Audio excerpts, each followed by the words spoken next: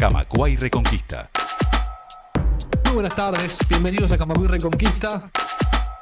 Toda la información de AEBU y sus protagonistas. Un espacio de la Secretaría de Prensa y Propaganda de AEBU.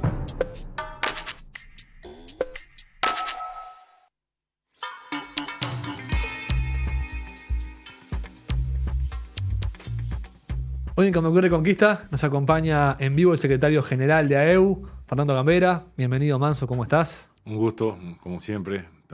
Encantado de dar una vuelta por acá de vez en cuando. El placer es nuestro. Estamos a 4 días de las elecciones. Tenemos a toda la sociedad hablando sobre el tema, declaraciones que van y vienen. Y el motivo de la charla de hoy es analizar algunas cosas que se han dicho y otras que no se han dicho por ahí, por parte del sistema político. Está sobre el debate, por ejemplo, el contenido de la famosa ley de urgente consideración que propone el candidato del Partido Nacional, Luis Lacalle Pou, que toca un tema. Algunos de los puntos que han salido a la luz de esa ley menciona la inclusión financiera. En la ley de inclusión financiera y el retroceso en algunos de sus puntos, puntualmente en la obligatoriedad en el pago por medios electrónicos a los trabajadores. AEBU, que ha realizado a través de su Asamblea Nacional de Delegados acciones pro la ley o pro el proceso de inclusión financiera, a favor de que se incluya de la inclusión social a través de la inclusión financiera. ¿Cómo ve este tipo de medidas o de anuncios que hace uno de los partidos políticos? Sí, un poco lo introducías vos, ¿no? Gran parte del contenido de la ley de inclusión financiera no es la ocurrencia de algún cráneo o de una mente iluminada que se encerró en algún lado y se le ocurrió. Gran parte del contenido de la ley de inclusión financiera viene de documentos y de elaboraciones técnicas y políticas realizadas por este sindicato, por AEBU, desde la década del 90, en documentos como aquel que dio en llamarse Sistema Financiero Asunto de Estado. También lo que no viene de hace pocos días o hace poco tiempo para acá es de alguna manera la costumbre de los trabajadores de cobrar por medios electrónicos. Estamos hablando de no menos de 2 décadas en donde progresivamente y llegando a casi una totalidad de las ramas de actividad fueron asumiendo este medio como un medio práctico, idóneo y cómodo tanto para empresas pagar su sueldo como para trabajadores cobrar el suyo. Incluso para jubilados. También Después, que tenían la opción de optar y en un 90% o más incluso exacto. Optaron por hacerlo por vía electrónica. Después, en los últimos tiempos, se le dio el BPS dio la opción a los jubilados a que quien no quisiera cobrar por medio electrónico lo dijera y se lo iban a pagar en efectivo, y la opción superó el 90% de la gente que optó por los medios electrónicos. Entre otras cosas porque los medios electrónicos tienen la posibilidad de tener asociado a que uno, el titular de la cuenta nómina, tenga asociado a ella una tarjeta de débito, un plástico, que siempre es más seguro de manejarse con eso en la vida cotidiana que andar con mucho efectivo arriba. Y encima, ha tenido, desde que se ha promovido esto de la inclusión financiera, ha tenido un descuento en el IVA, que al final de todas nuestras compras del mes termina siendo una suma interesante. Son 4 puntos de IVA en algunos casos, 2 en otros. Bueno, es importante que esto haya universalizado y que tenga la mayoría de la gente la posibilidad de tener esos beneficios. Entonces, cuando se habla, creo que o es demagogia o es cediendo a lobbies de presión que a veces han hecho en los centros comerciales o en algunos casos que fueron los que juntaron firma. Cuando se habla de sacar la obligatoriedad del pago de sueldos a través de medios electrónicos, en realidad se presenta como que es un avance en cuanto a libertad, que nos agrega libertad, y en realidad en la práctica va a tener un efecto todo lo contrario, porque esa obligatoriedad funciona hoy como una garantía de que la parte más débil en las relaciones laborales y en las relaciones de negocio, que somos los trabajadores y el ciudadano común, funciona como garantía de que nosotros la podamos ejercer esa libertad.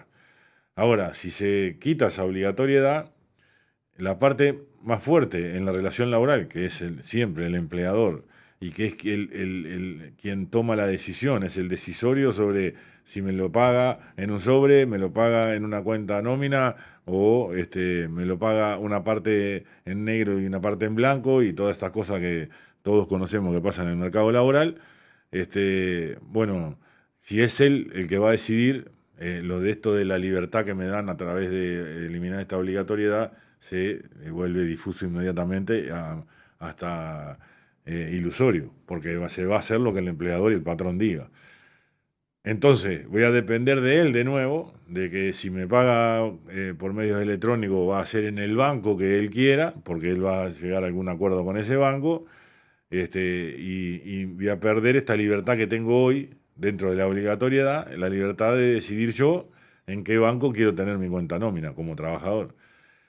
Y además favorece quitar esa obligatoriedad a otra parte fuerte de la cadena, que es el banco, que es la institución financiera. Porque esta obligatoriedad que contiene la ley obliga al banco a que si yo voy al mostrador del banco que sea, me tienen que recibir y abrirme la cuenta nómina y sin costo. Si se elimina la obligatoriedad, el banco me recibirá si quiere y si no, no me recibirá. Y en todo caso me dirá, si usted igual insiste en tener una cuenta en este banco, se la vamos a cobrar. Con lo cual, yo quedo a merced como trabajador y como ciudadano común, quedo a merced de quienes tienen más poder para decidir, que son patrones y bancos, a la hora de saber si yo voy a tener la posibilidad de tener los beneficios que significa tener una tarjeta de débito, si me voy a poder beneficiar con el descuento de IVA o no, y demás. Bueno, esto es lo que estamos queriendo, de alguna manera, echar luz. No es verdad que eliminando la obligatoriedad todos ganamos igual en libertad.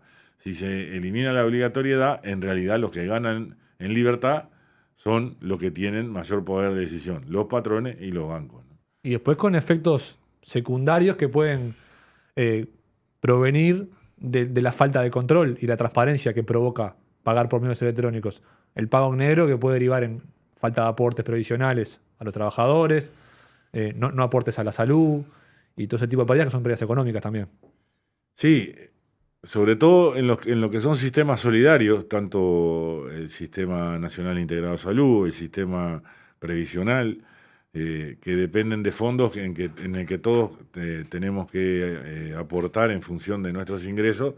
Naturalmente que si hay mejores mecanismos de control que eviten, porque nunca se va a eliminar la evasión de forma total, porque siempre hay algo que va por el costado, pero en definitiva, si todos los sistemas tienden a evitar la evasión y a tener controles cruzados que permiten que la formalidad sea la parte más importante y la informalidad la menor, eso va en favor del funcionamiento de esos sistemas solidarios, ¿no? Porque de alguna manera esos fondos van a estar mejor asistidos en la medida que la evasión es menor. Eso por un lado, tanto sea en cualquiera de los sistemas de previsión social, ¿no? Tanto sean de salud como los retiros jubilatorios. Pero además de eso, como hemos dicho en algún momento, nos preocupa lo que se dice y nos preocupa lo mucho que no se dice, porque estamos hablando de un punto que sería de una ley que, no sé, han hablado de que sería de 300 artículos, por tanto, no sabemos cuánta cosa más diría. Y en este punto en particular, lo que tampoco sabemos es el alcance de la obligatoriedad que o que se pretende eliminar. Porque si se elimina además la obligatoriedad de registrar electrónicamente las transacciones superiores a los $5.000, bueno, ahí sí vamos a tener graves problemas de control para poder evitar la evasión en cifras importantes y en negocios grandes en donde se pueden producir evasiones, ¿no? Entonces, bueno, esto es lo que nos preocupa. Dejar en claro que lo que se está hablando no tiene un efecto sobre las grandes mayorías, tiene un efecto sobre los menos, que son las empresas y los bancos. En realidad a nosotros no nos va a cambiar en nada. La inmensa mayoría seguramente sigamos cobrando por medios electrónicos los sueldos porque así lo queríamos, salvo que bueno, al patrón se le ocurra que no. Lo que sí cambia es que vamos a dejar de tener la libertad como trabajador y como parte débil de ir y presentarnos y que un banco esté obligado a atendernos y a abrirnos la cuenta. Y a poder nosotros cambiarnos de banco según los beneficios o según el marketing que cada banco haga y según el nivel de convencimiento que tenga sobre cada uno de nosotros en su funcionamiento y demás. Vamos a quedar a merced de las decisiones que otros tomen. Esto es lo que de alguna manera esa obligatoriedad quería garantizar, cuidando a la parte más débil, que son la grande mayoría, los trabajadores, la gente más débil. Y además porque la inclusión financiera también se pensó desde el punto de vista si no es inclusión, de que llegue a zonas y a franjas socioeconómicas que de otra manera no había llegado antes del sistema financiero. Estoy hablando, por ejemplo, de la tarjeta de Mides, ¿no? Entonces, bueno, eso es lo que permite que esos medios electrónicos es controlar que además lo que la sociedad y el Estado brinda en su conjunto también llegue debidamente a quienes tiene que llegar y no haya en eso también desviaciones, ¿no? Claro. Como bien decías, sobre este proyecto de ley conocemos bastante poco. Sobre este punto que estamos hablando, conocemos un titular sin demasiada profundización. El movimiento sindical, y algo en particular, ha hecho cuestionamientos públicos, ha preguntado con alguna carta incluso a los partidos políticos por más explicaciones al respecto, sobre este punto y sobre otros. ¿Han tenido alguna respuesta el Partido Nacional o asesores o gente que haya hecho acuerdo con ellos? ¿Ha explicado algo más al respecto o permanece la nebulosa? No, esto sigue estando sin aclaraciones formales. Puede que alguno haya ensayado en algún programa periodístico o en algún medio tranquilizar diciendo que bueno, que la negociación colectiva, que es lo que más nos ha preocupado, que queremos que se aclare, no va a tener grandes modificaciones, pero igual se vuelve a dejar flotando allí de que algo se va a hacer y que algunas modificaciones va a tener la negociación colectiva. Bueno, cuando al mismo tiempo se habla de la necesidad de actualizar el mundo del trabajo en el Uruguay y de generar nuevas relaciones laborales que tengan que ver con esta transformación del mundo del trabajo que está habiendo por la introducción de la tecnología y demás, nosotros seguimos creyendo que un instrumento fundamental para procesar todos esos cambios que no siempre son sin conflicto en cuanto a la tecnología y demás, una herramienta fundamental es la negociación colectiva, porque si va a ser clave reciclar o reestudiar puestos de trabajo, categorías, si va a ser clave en ese nuevo mundo del trabajo generar ideas sobre la importancia de la formación continua para que el trabajador se mantenga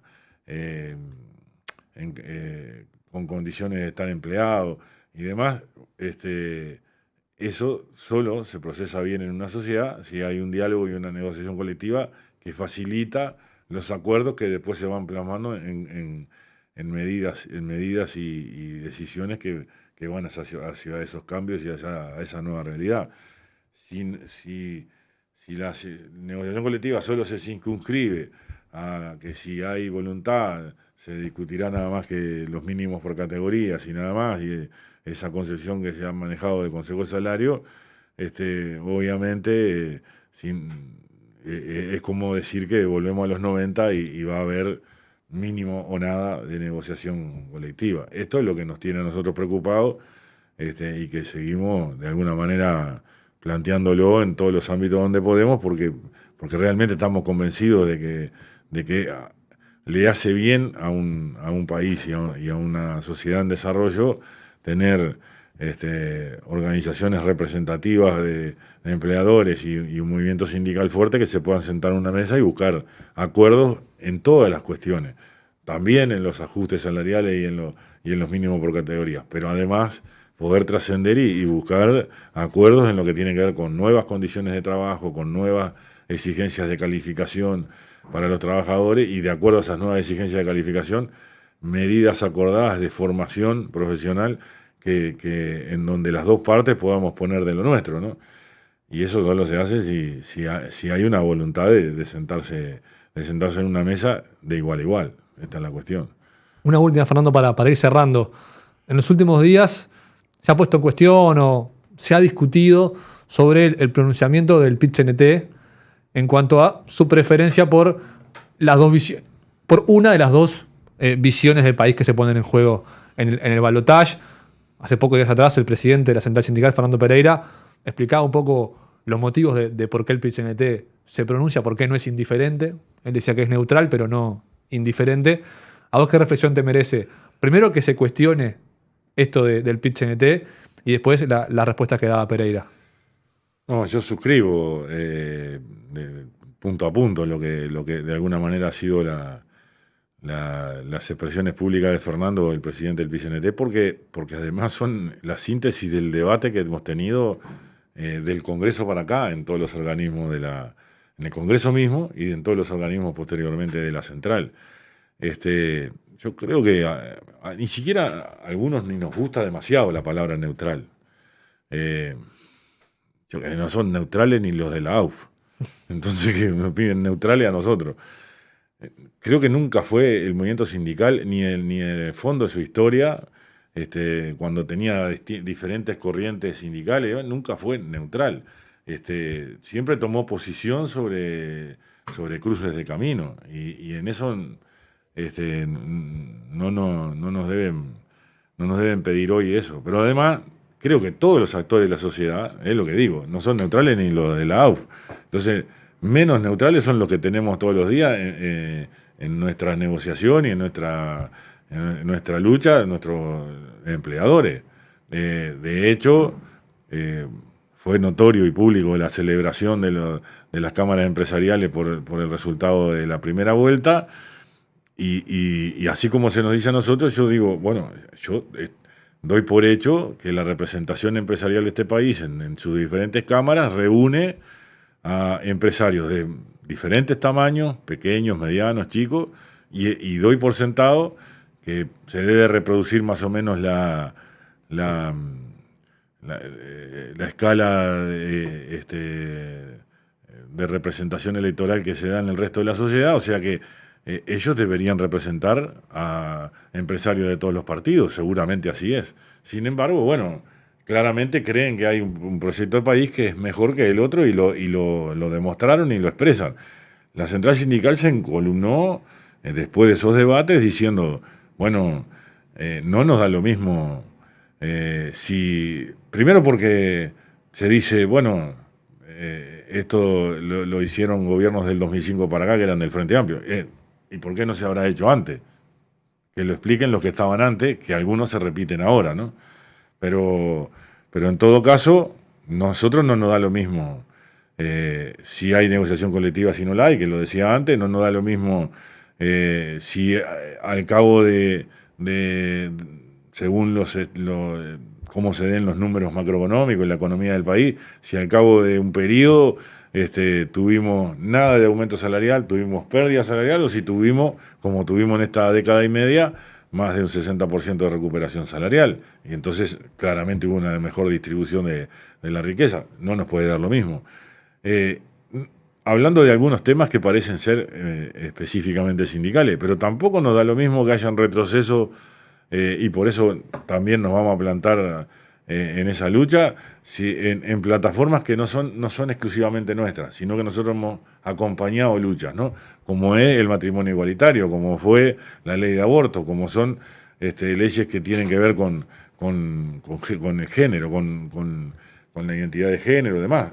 Esto nosotros puede ser que no sea una plataforma directa del PIT-CNT, pero el PIT-CNT no estuvo ajeno a ninguna de esas luchas, ni iba a estar ajeno a que hayan retrocesos en cualquiera de esas reivindicaciones y de esos avances que el país se dio, porque creemos realmente que el Uruguay es mejor a partir de esos avances.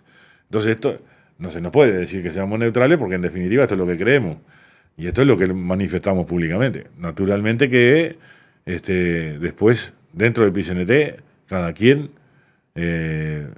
tiene la opción de votar o no votar, todo el espectro que hay posible, pero lo que es real es que me parece que más allá de qué vota cada quien como individuo afiliado al PCNT, en estas cosas todos coincidimos en que son avances que han hecho mejor al Uruguay.